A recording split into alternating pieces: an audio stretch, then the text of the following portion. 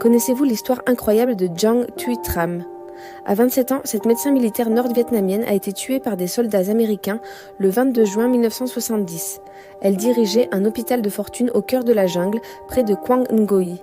Imaginez, soigner des blessés de guerre avec juste de l'eau bouillie et des herbes sauvages. C'était son quotidien.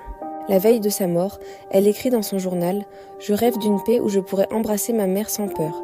Mais si je dois mourir demain, que ce soit pour que d'autres vivent libres. » Ces mots, chargés d'espoir et de sacrifice, auraient pu disparaître à jamais. Quand les soldats américains découvrent son corps, un lieutenant ordonne de brûler ses affaires.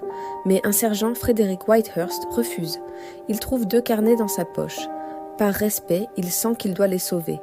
Il les garde précieusement, sans jamais les lire, pendant 35 ans. Pour lui, c'était un trésor sacré. En 2005, Fred contacte l'ambassade du Vietnam.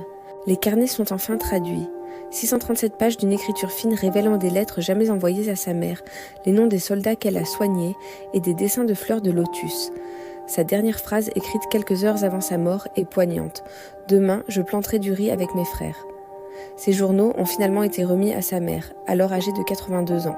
En les serrant contre elle, elle a murmuré « Ma fille est rentrée à la maison.